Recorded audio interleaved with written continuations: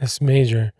I mean, the pursuit of happiness, it's like, how could we connect that maybe in the relationship aspect? I feel like in some at some moment that pursuit of happiness is there, and then there's a plateau almost, it feels like. I'm so glad you said that, because that plateau in the relationship is only there when we stop giving effort to it.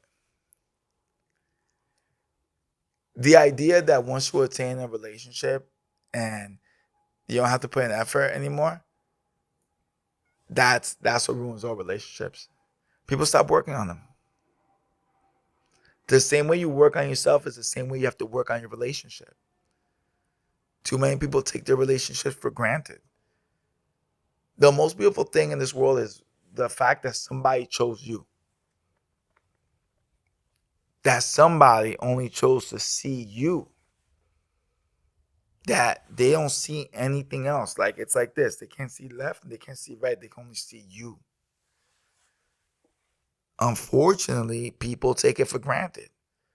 Unfortunately, they think they have unlimited choices. But time is not unlimited. So the real truth is, who will you find that will spend the lifetime with you? Who's going to get to know you, to know your knowing, and you're going to know their knowing. And that you're going to continue to put in the effort to continuously keep falling in love with each other. Because as you grow, as you become different people, as time goes on, you are born anew. But what happens when the same way you work on your career and your work and yourself, you also work like that with your relationship. Now, notice I ain't say to work on your partner.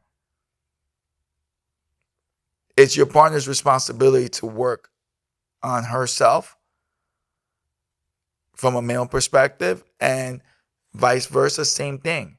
You're not responsible for your partner. Your partner's work is your partner's work. You're only responsible for your work. But what you guys together are responsible for is the relationship, the connection, the resonance. You're not here to take someone's load, and you're not here to give someone a load, because that's not a relationship. A relationship isn't codependency. Like, oh, I'm down today, so I need to lean on you. Or vice versa. No, a relationship is communication. Hey, this is what's happening in my life. Thank you for listening. And then if you have the means to give the support, you give it. But not at the expense of yourself, because that's not a relationship. A relationship tells you it's going to be hard, but take care of yourself, because by you taking care of yourself, you're going to grow into a person who's going to be able to help me. But instead, people handle things outside their capacity, and then they fall, and then you build resentment.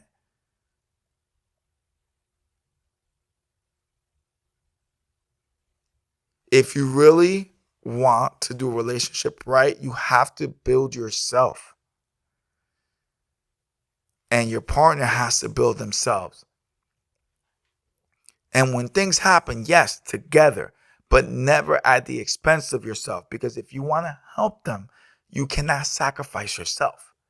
It's the opposite. What you can do is decide to rise and do more. See what I'm saying? And become more, so you can help them. But not at the expense of you, because if you're sacrificing, you're both down. That's the misconception. And then continue to work on the relationship. Now, if you can afford the vacations, the dates, the dinners, amazing. But if you can't, then the only thing you need to do, the effort, is called communication and time. But presently, they want to be in your presence. They want to be there with you. If you're too busy with your life, that's not going to work. And for myself, I didn't always know this. And I can speak from experience. I lost some amazing people because I wasn't aware back then. But I've learned. So today I share what my mistakes were. So that way that others can grow. And they can develop and do more. But make sure every single week you take time to be present. That's all they need. If you're presently there, if they know that you're handling business, but you make time to presently be there, they're going to appreciate it. And then when you guys have conversations and dialogues, forget about being right and wrong. Forget about it. Instead, focus on understanding them and them understanding you. And be okay with not having to agree on everything. That's all right. You guys are two different spirits, two different souls. You guys have different perceptions, different views. That's okay. But just because you don't agree, don't become angry. Don't give anger fuel. Stay in your place of love.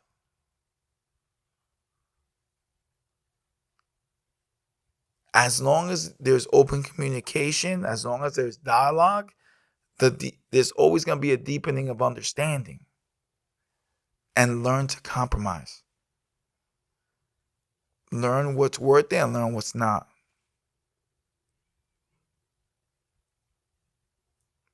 Learn, hey, you gave last time, so I'm going to give today. And also be able to say, I gave last time. It's only right that you give today. Because if you don't learn how to do that, you're not going to survive. Because if, let's say my partner, if I take, then there's resentment being built. And if I love that person, why am I making them resent me? And vice versa, if they love me, why are they making me resent them by me giving? The most beautiful things that you guys will ever share is the magic of knowing each other through all your stages of life. To always be able to refer to every memory, to every moment. But the beauty of it is you put effort. And if you understand effort, that once you put in so much effort and you work so hard, it becomes effortless. But the foundation has to be built first. It's beautiful. We are what we believe, everyone.